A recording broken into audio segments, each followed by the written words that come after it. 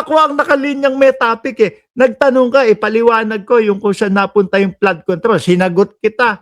Tapos ibinalik ko yung topic ko doon sa kung anong pinag-uusapan, doon sa mga pagpe-fake news ng mga kasamahan mong DDS. Niligaw ko. Abay ga. Go ka ba, Efren? Mahina ba ang ulo mo, Efren? Palibasa ko kasi sa kanila, mga bossing. Wala na, ang gulo na. Away-away na po. No? Sino-sino yung mga nag-aaway? Away-away. Hindi ko na pinadeliver niya. Si Guanzon at si, alam nyo, Efren, oy, kakawish nyo ng ganyan. May mamatay, may mamatay. Tignan mo. Sino yung kinuha? No? Sino yung kinuha? Ayoko na lang magsalita yung Ayoko na lang magsalita, mga kababayan. Pero, di ba, sa inyo may kinukuha? Yung isang beses ka, nandun pa sa entablado, yung isang kasamahan ninyo, biglang gumanon. Muntik nang maabot ang langit. Oh, lagi nyo sinasabi, gusto nyo may mamatay. Gusto nyo mamatay si General Torre. Gusto nyo mamatay si Ombudsman Boying Remulla. Sino natigok? Yung kapatid. Hindi ko pinapanalangin at kahit kailanman hindi ko ipinanalangin na may mangyaring masama sa kahit sinong tao. Pero 'yun, kakahiling nila na may mamatay doon sa kampo na sumusuporta kay Pangulong Bongbong Marcos. Sino namatay? Sino binawian ng buhay? Yung kapatid. Tapos sino pa?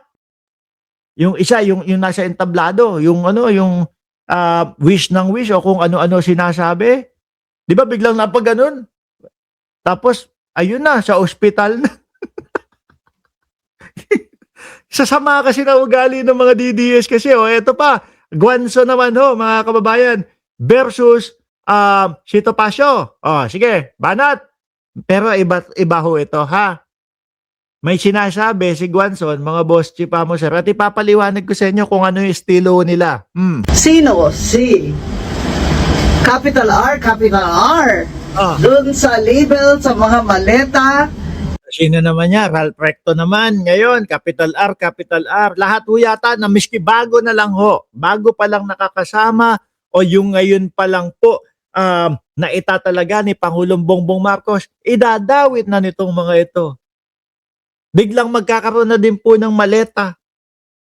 Anak ng putik na mga maleta yan. Nag-umpisa sa maleta ni Saldico, umabot, naging expandable folder. Tapos kay De Lima, naging kay De Lima, paper bag naman. Kung saan lang mabagsak, mga kababayan. Kung saan lang sila madulas, yun na yung ipinamimigay nila.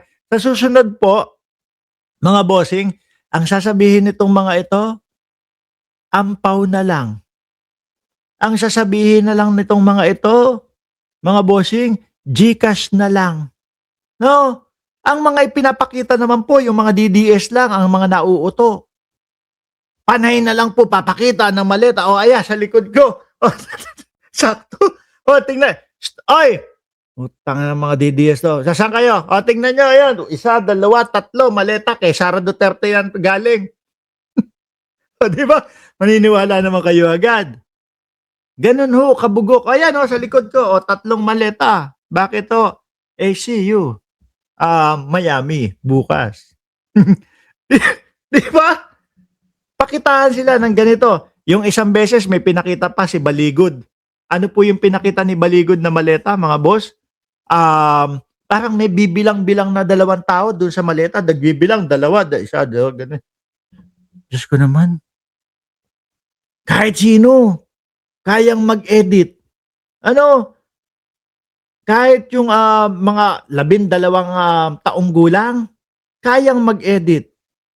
Wala naman kayong maipakitang itsura ni Romualdez, itsura ni Presidente Marcos, na nandoon, pumipick up.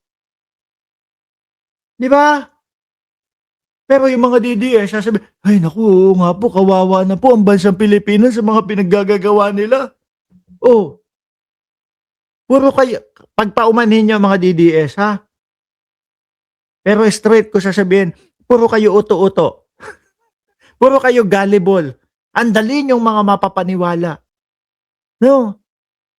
Lalo na doon sa ano, yung mamang sumisinghot, yung si Presidente Marcos daw ho yun, mga kababayan, mga kababayan, yung mga DDS, oh, kahit na alam nila na peke, kahit alam nila na AI, wala yung pagpipilitan na lang. Naku, hindi po. Totoo po yan, si Marcos po yan. Kahit hiyang-hiya na po sila sa kanilang mga sarili, mga kababayan. Ipagpipilitan po nila. Ni Saldico na pinadeliver niya o dineliver niya sa bahay ni Martin Romualdez at bahay ni Bongbong Marcos. O, inuuto kayo ni Guanzon. Alam nyo, sabi ni ni Topacio, sabi ni Topacio, yung si Guanzon minumura niya, si Sara Duterte. Sinasabihan pa nga magnanakaw yan Oh. Alam niyo kung bakit nagagaganyan yan? Kung bakit kinukuha ang atensyon niyong mga DDS, nangangarap maging senador. 2 beses pumalya, 2 beses sumubok na maging congressman. Hindi pinalad, hindi ibinoto ng mamamayang Pilipino. No? Kaya siguro iniisip niya, ay sa Senado na lang ako. Baka sakali na malagpasan ko ito. Baka sakali na maiupo ako ng mga DDS. Kaso ibinubuko ni Topacio na isa nga daw si Guanzon doon sa humaharang para maging presidente si Duterte. Kayo lang hindi marunong mga magbasa, hindi marunong tumingin, umamoy ng mga kakampi nila. O ngayon, iba naman ang sinasabi. O, di ba? Sa Forbes.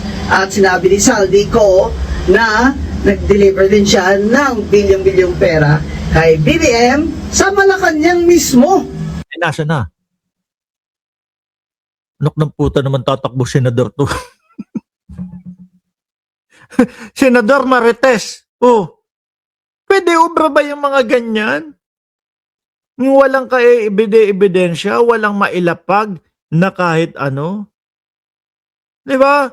Obra, kaya ikaw hinahamon ka ni Palsis Grabe. Oh, kaya hinahamon siya ng debate ni Palsis. Bakit to, mga bossing? Kasi naman halatang-halata ang galawan ni Guanzon. Yung tipo bang panggaganyan lang, pang-aasar lang, pambubisit lang ang kaya No? Ang nakikita ko, hindi huubra si Guanzon dito kay Jesus Palsis mga bossing. O ngayon, nagdeklara na po, natatakbo sa pagkasenador. Sino po? Wala pong iba. Kundi po si Attorney Jesus Palsis mga bossing.